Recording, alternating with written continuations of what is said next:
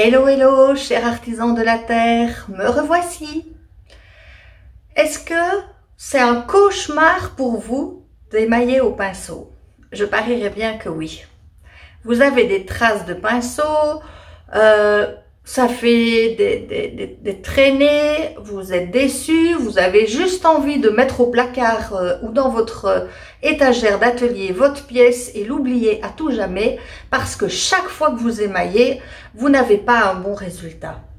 Et je suis là pour vous montrer aujourd'hui un secret mais super magique, un remède miraculeux qui va vous aider et qui va vous réconcilier avec l'émaillage au pinceau à partir du moment où vous préparez toutes vos petites mixtures à base de poudre.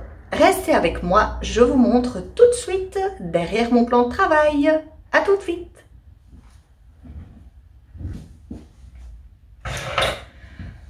Et voilà, ici Anne, du magasin aux couleurs d'argile en Belgique. Je suis là chaque semaine pour vous aider, pour vous donner quelques astuces qui vous aideront à réussir vos céramiques. Et cette vidéo de ce jour, eh bien le sujet c'est comment je peux émailler au pinceau sans avoir de traces sur mes pièces. Je vais vous montrer de tout près comment j'ai pu émailler cette pièce au pinceau et je vous assure qu'il n'y a aucune trace. Dites-moi, est-ce que c'est pas merveilleux tout ça? Je vous assure, je suis partie d'une base en poudre, j'ai ajouté mon remède miraculeux et voilà que tout d'un coup, je n'ai aucune trace à l'émaillage. Cette pièce a été cuite à 1230 degrés et avec un émail KGS 66, quelque chose comme ça, un magnifique rouge qui donne évidemment tous ces effets très jolis là dans le fond. Et vous voyez, j'ai beau le retourner dans tous les sens, il n'y a aucune trace. Quel est mon remède magique? Parce que j'en ai un quand même. Il existe des tas de choses sur le marché. Il n'y a aucun souci, chacun peut essayer avec tout ce qu'il a envie d'essayer. Moi, depuis quelques années, eh bien, j'utilise ce fameux Curewitt dont certains ont déjà entendu parler, dont je ne cesse de rabâcher les oreilles à chaque client qui vient près de moi et qui souhaite appliquer ses émaux au pinceau, parce que évidemment, depuis lors que j'ai découvert ce produit, je ne fais plus que émailler au pinceau. Le Curewitt, c'est une gelée. Je vous montre. Est-ce que c'est de flou là? Non. C'est une gelée qui s'additionne à l'eau très chaude. Et une fois que cette préparation est faite, vous pouvez la diluer dans toutes les solutions en poudre que vous allez préparer.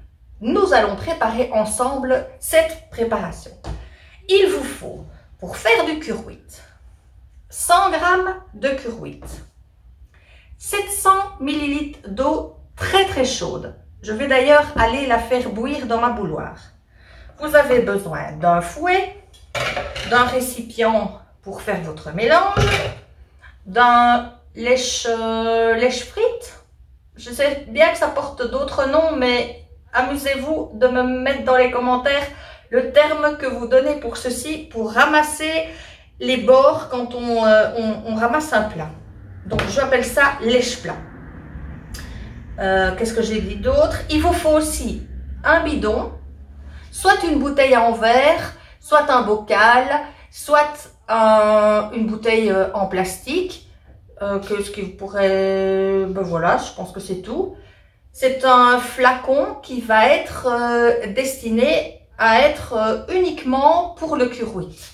Donc, vous pourrez mettre une étiquette Curewitt et votre solution sera prête. Vous pourrez la déposer sur votre étagère et quand vous en avez besoin, vous allez la rechercher parce que l'avantage de ce produit, c'est qu'il se garde dans le temps, c'est qu'il n'a pas d'odeur, c'est qu'il n'est pas toxique, c'est organique. À vrai dire, je ne sais pas vous dire exactement ce qu'il y a dedans. Je pense que c'est comme les fricandelles, c'est comme ces saucisses un peu bizarroïdes. On ne sait pas ce qu'il y a dedans, mais c'est très bon.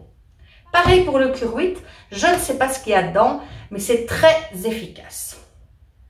Restez dans les parages. Je vais chauffer mon eau et vous montrer comment on prépare le Cuir-8. À tout de suite!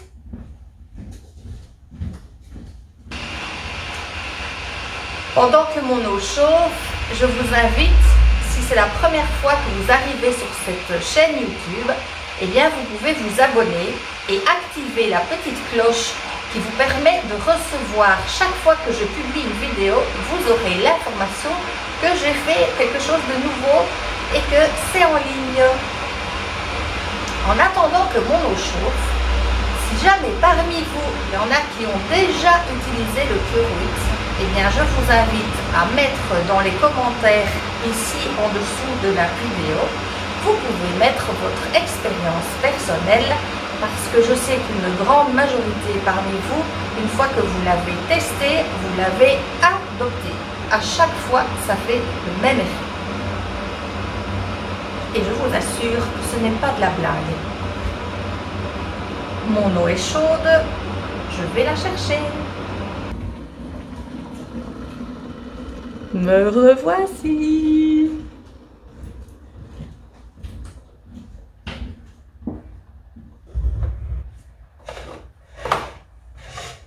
Comme je vous le disais, vous avez votre récipient, vous avez votre 100 g de Cuir-8 que vous mettez à l'intérieur dans votre récipient. Vous ramassez bien le tout avec le lèche-plat, le lèche-frite. Je ne sais pas pourquoi, mais il me semble que j'ai entendu aussi que c'était une belle-mère, ce truc-là.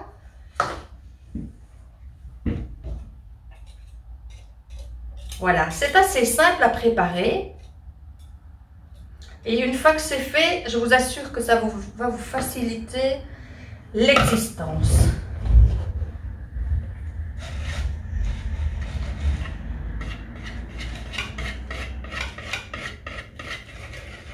Pourquoi est-ce que je vous propose de faire ça avec de l'eau très très chaude? C'est parce que ça va dissoudre directement la matière et ça va rendre homogène assez rapidement votre préparation. L'idéal, c'est de le préparer la veille de quand vous allez l'utiliser. Parce que comme ça, il aura la nuit pour bien se dissoudre dans l'eau.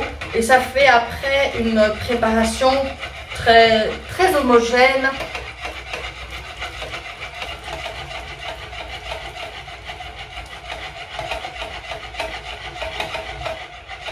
Je ne sais plus si je vous l'ai dit, mais il y a 700 ml d'eau très chaude pour 100 g. Alors, je vous propose de rester avec moi jusqu'à la fin de la vidéo parce que je vous partagerai une petite astuce qui va aider encore plus à améliorer votre application. Et voilà, c'est prêt. En un temps record. Je n'ai pas regardé les minutes avant, mais à mon avis, on n'est pas loin de 5 minutes. C'est très chaud. Ce que je fais quand je le prépare, je le laisse, je mets un petit papier comme ceci. J'enlève mon fouet parce qu'il est déjà bien dilué. Je pose un petit papier pour la poussière. Je le mets de côté. Et demain matin, je viendrai le mettre avec un entonnoir dans un flacon. Alors, comme j'avais déjà préparé la veille mon Cuir-8, j'ai un tout, vous voyez, ça fait une eau légèrement visqueuse. Et c'est cette viscosité qui va aider à la poudre à bien s'appliquer à une fois que ce sera dans votre émail en poudre. Alors, mon petit entonnoir.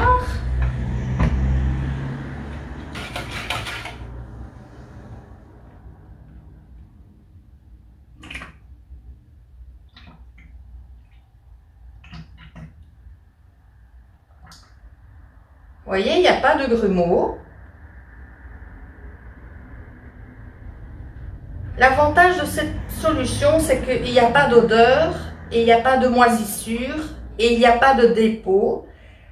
Ce n'est pas toxique, c'est alimentaire, ça n'a pas d'influence en tout cas sur les émaux. Donc si vous l'utilisez pour des émaux qui sont à destination alimentaire, il n'y a aucun problème. Puisque c'est organique, ça va cuire dans le four. C'est une espèce de liant, une gélatine liante. Voilà. Ça peut se rincer à l'eau dans l'évier. J'ai mon bidon de 700 ml qui est prêt. Je peux écrire dessus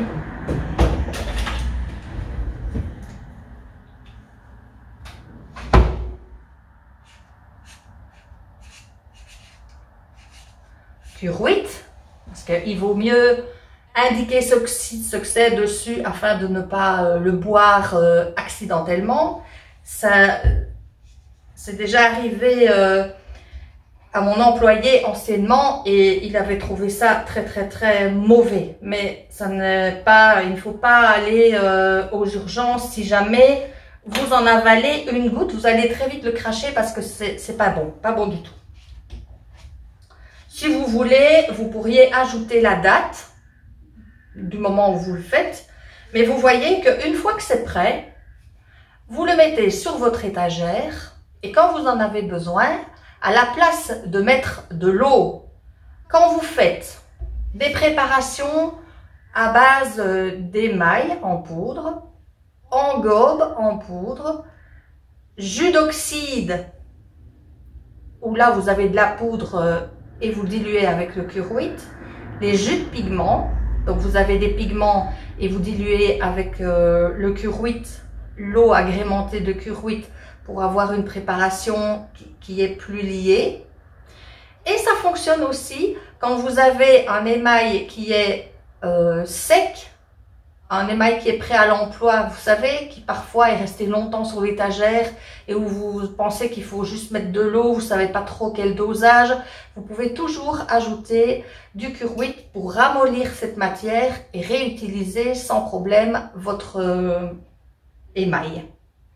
Il faut savoir, petite astuce, que si vous êtes toujours resté près de moi, c'est que ce problème vous intéresse parce que vous le rencontrez. Et j'ai envie de vous dire aussi, est-ce que quand vous émaillez au pinceau, vous tenez compte du pinceau également? Parce qu'il a toute son importance, ça aide quand même à faciliter l'application. Et moi je recommande, comme à chaque fois j'en parle dans mes vidéos, ce sont les pinceaux de ce type-là, les fameux pinceaux en poil de chèvre, avec des largeurs différentes. Évidemment, vous adaptez la largeur à votre pièce. Par exemple, ici, voilà encore une pièce que j'avais émaillée avec un émail en poudre que j'ai dilué avec l'eau agrémentée de curuite. Et comme vous voyez, je n'ai pas de traces. J'ai à l'extérieur, j'en ai mis partout. Et là, je n'ai mis qu'une couche. Ce qui fait qu'on voit bien sûr que comme il y en a moins, eh bien ça crée des effets. Et il y en a moins pourquoi? Parce que comme j'ai émaillé partout, j'ai posé sur une petite pernette et je ne voulais pas en avoir plein qui coule sur ma pernette. Voilà la raison. C'est aussi un modèle que je peux montrer aux clients quand ils viennent pour leur expliquer en direct. Et à l'intérieur, eh bien pour émailler ce genre de pièces, j'utilise ce format. Et vous voyez, j'applique de l'intérieur vers l'extérieur et je fais ça 2 fois, voire 3 fois. On peut aussi appliquer comme ceci, en longueur. Et puis vous laissez sécher, vous remettez une couche. En fait, le principe, c'est de croiser les couches. Et avec ce produit qui est mélangé à votre émail, vous allez avoir une solution qui s'applique. Vous pouvez vraiment appliquer comme une peinture et ça va vraiment être facile d'application. Si j'ai un plus grand plat, comme ceci, je vais utiliser bien sûr un plus large pinceau. Ça va de soi d'utiliser des largeurs de pinceau en rapport avec la grandeur de votre pièce. Voilà, ça c'est ma petite astuce. Ce que je peux vous dire de plus aussi, c'est que sur mon site, vous le trouvez déjà prêt à l'emploi pour ceux qui n'ont pas envie de le préparer eux-mêmes. Vous le trouvez en 100 grammes et vous le trouvez aussi en 200 grammes. Vous pouvez le préparer donc à l'avance et l'utiliser quand bon vous semble. Et j'espère que vous allez pouvoir me mettre dans les commentaires vos expériences parce que ça m'intéresse toujours. Partagez l'information à d'autres parce que c'est un sujet hyper délicat, l'application de l'émaillage au pinceau sans avoir de traces et de dégâts. Et j'espère de tout cœur que ce produit va vous aider et vous réconcilier avec l'émaillage. Faites-moi en part quand vous aurez essayé et vécu l'expérience. Je vous remercie de m'avoir écouté. Anne et ses astuces est toujours là pour vous aider à réussir vos céramiques et j'espère bien que vous allez m'en montrer les résultats. Et je vous dis comment, quoi, à la semaine prochaine. Bye! Avant de vous dire au revoir, vraiment, j'ai oublié de vous dire que quand vous achetez ce produit, j'ai conçu une fiche technique dans laquelle on retrouve ce dont vous avez besoin, comment ça se prépare et aussi les dosages par rapport à chaque poudre, à chaque type de poudre. Pour l'émaillage, pour les engobes, pour les jus d'oxyde, pour les jus de pigments, vous avez chaque fois une estimation du dosage, de la préparation à mettre par rapport à votre poudre. Sachez aussi que certains émaux, certaines poudres sont plus absorbantes que d'autres. Ce qui fait qu'au lieu d'ajouter à la base ces 130 ml de préparation pour 200 grammes, dans certains cas, vous ajoutez un filet d'eau parce que le cuir-huile ne suffit pas à lui-même parce que la poudre a besoin de plus de liquide. Ce qui fait que le dosage qui est sur la feuille est une théorie qu'il faut bien sûr adapter en fonction de chaque cas de vos poudres que vous allez aussi utiliser. Je pense que j'ai tout dit cette fois-ci. Et qu'il me reste à vous dire à une prochaine fois. Merci à vous de m'avoir écouté. Bye à nouveau.